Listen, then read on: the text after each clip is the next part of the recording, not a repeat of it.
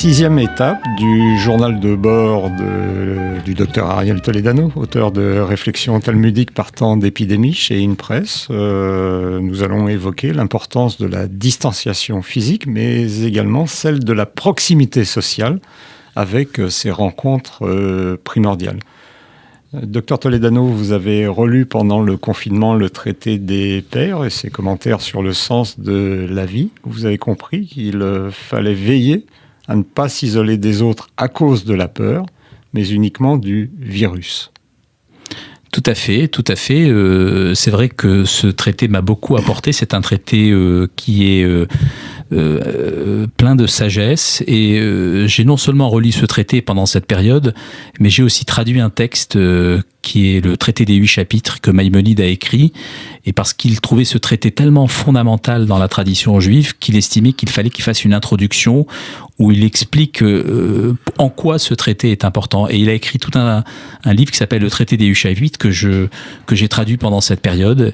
Et vraiment, on retrouve dans ce traité des 8 chapitres toute la pensée de Maïmonide sur le libre arbitre, sur le sens qu'il faut donner à sa vie. C'est vraiment un traité de vie intérieure, un peu à l'image de celui qui a écrit Bayaï Ben Pakouda, Les Devoirs des cœurs, un livre qui m'a beaucoup plu également et qui m'a inspiré aussi pendant cette période, parce que dans l'introduction de la traduction de André Chouraki, il racontait que c'est cette traduction qu'il a faite, qu'il a entreprise pendant la guerre de 39-45, l'avait beaucoup aidé à traverser cette période. Alors évidemment, je ne compare rien à rien, je ne rentre pas dans quoi que ce soit dans une comparaison, mais c'est vrai que, vous voyez, ces textes d'une sagesse profonde peuvent aider à traverser des périodes difficiles. Et c'est ce que j'ai essayé de faire. Vous savez, pendant toute cette période, j'ai écrit de nombreux textes pour Le Monde des religions, mais aussi pour La règle du jeu, le journal de Bernard-Henri Lévy. Et dans ces textes, ceux qui les ont lus m'ont dit que ça les a aidés à traverser cette période.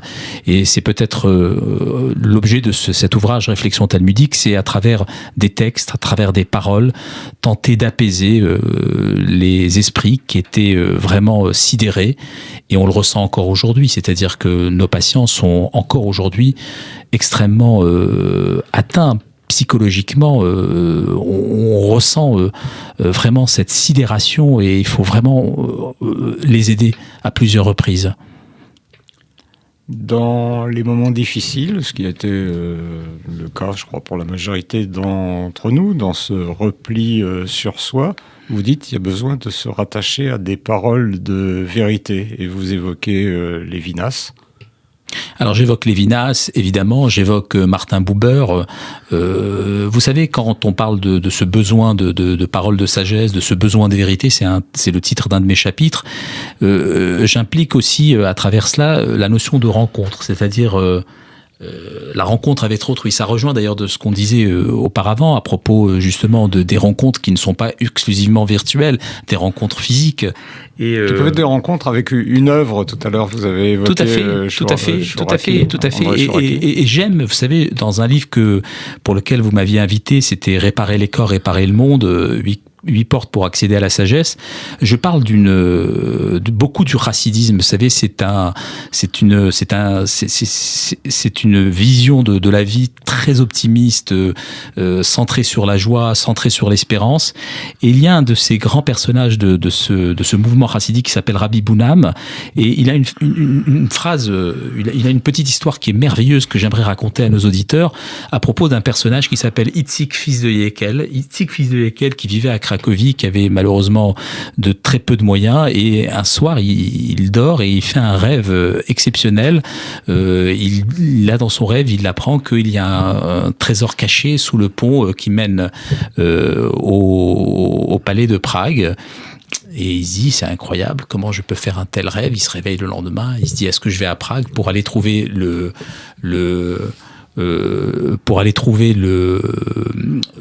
donc le trésor? Et bon, il se dit, bon, ce n'est qu'un rêve, je laisse tomber, et il part vaquer à ses occupations, et il rentre à la maison, il se met dans son lit le deuxième soir, et de nouveau il fait ce rêve. Et là, il se dit, mais c'est incroyable, c'est la deuxième fois que je fais un rêve qu'il y a un trésor sous le pont qui mène au palais à Prague. Et il se dit, bon, mais ce n'est qu'un rêve, et il continue à vaquer à ses occupations, et il fait une troisième fois ce rêve. Et là, il se dit, bon, il faut que je parte. Mais c'est vrai, Cracovie, Prague, c'est très loin. Et il arrive, donc il fait donc ce long voyage à pied, évidemment, à l'époque, et il arrive à Prague, devant le palais, et à l'endroit même où il y a le pont, et l'endroit où on lui a indiqué qu'il y avait un trésor. Et comme il y a un garde devant lui, il n'ose pas faire de trou creusé, et il attend comme ça. Et à ce moment-là, le garde s'approche de lui et lui dit, écoutez, ça fait quelques heures que je vous vois là, planté là, qu'est-ce que vous faites, cher monsieur? Et là, il est pris de panique, il commence à raconter qu'il a rêvé, qu'il vient de Cracovie, qu'il a rêvé et qu'il voudrait essayer de trouver son trésor. Et là, le garde lui le voit en lui disant, mais tu crois au rêve, toi? Mais moi, si je croyais au rêve, ça fait des années que je rêve qu'il y a un certain Issik, fils de Yekel, qui sont sous son fourneau à Cracovie. Il y a un trésor. Et tu crois que je vais aller à Cracovie avec tout le nombre de Issik, fils de Yekel, qu'il devrait y avoir? Je trouverai jamais cette personne. Et entendant son nom, il retourne à Cracovie et il va sous son fourneau et il trouve le trésor. Et en fait, j'aime bien cette histoire parce qu'elle raconte que on a besoin d'autrui pour se révéler. Et c'est ça ce qui est intéressant. Et peut-être aller au bout de ses rêves. Hein, voilà. Aller au bout de ses rêves. Ouais, aller au bout de ses rêves et surtout savoir que on peut avoir des trésors chez soi et qu'on a besoin d'autrui pour qu'ils se révèlent. Et c'est ça ce qui est intéressant dans la rencontre. Et c'est ce qu'on retrouve dans l'œuvre de Martin Buber, qu'on l'ouvre dans l'œuvre de Lévinas également, où il a extrêmement insisté sur la notion d'altérité, et c'est pour cette raison que ces œuvres m'ont beaucoup aidé pendant cette période, parce que c'est vrai que à un moment où on était vraiment dans une situation extrêmement dure et qu'il fallait à tout prix soigner, il fallait penser à ce besoin. Et je crois que d'ailleurs la population globale française dans son ensemble a fait preuve d'une grande altérité. Et en ça, c'est peut-être quelque chose de fort que ce qu'on a ressenti aussi. Une grande sidération, probablement. Sidération évidente, mais c'est vrai que vous avez beaucoup de reportages à la télé où on a raconté des jeunes aller faire des courses pour des personnes plus âgées, où on a montré des manifestations d'altruisme par des gens qui, a priori, au départ, n'avaient pas cette vocation à le faire.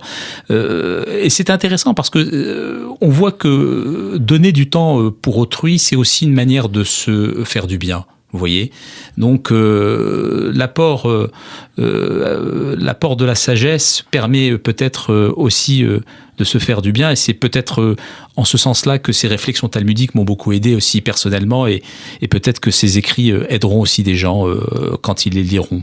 Nous avions déjà cité dans un de nos précédents entretiens Benjamin Gross. Et pour lui, la vie ne peut s'inscrire que dans un dialogue avec le monde. Alors, c'est passionnant ce que vous dites, le dialogue avec le monde. Ça, c'est une réflexion qui me tient véritablement à cœur, parce que c'est une grande réflexion dans la tradition juive. C'est-à-dire, est-ce qu'on considère que notre sagesse doit venir exclusivement de notre patrimoine, ou on considère qu'elle peut venir aussi de richesse extérieure, de sagesse extérieure? Et Maïmonide, lui, il a répondu de manière claire. Lui, il considère que il faut accepter la vérité d'où qu'elle vienne. Il a appris la médecine par des médecins arabes. Il a lu, compulsé les traités de médecine gréco-romaine. Il a lu évidemment tout ce qui était écrit dans le Talmud. Donc il a accepté la vérité d'où qu'elle venait. Et Benjamin Gross a raison quand il aborde cette notion, et il dit souvent que c'est la singularité qui est une condition essentielle pour mener les hommes vers l'universel. Et moi, je partage cette opinion, et j'ai toujours à l'idée cette petite histoire que l'on retrouve dans le Midrash Rabbah à propos donc du livre de la Genèse, où on dit que dans l'arche de Noé, il y avait une petite tsoar, c'est-à-dire une fenêtre, qu'on traduit par une fenêtre. Et vous avez beaucoup en tout cas, les rabbins dans le Midrash Rabbah certains disent que c'était une fenêtre, d'autres disent que c'était simplement une pierre précieuse, et d'autres disent on ne sait pas ce que c'est. Et j'aime bien savoir pourquoi on ne sait pas ce que c'est. C'est en fait une réflexion de cette polémique. Est-ce que la sagesse doit venir d'une fenêtre, c'est-à-dire elle vient de l'extérieur, ou c'est une pierre précieuse qui vient de l'intérieur?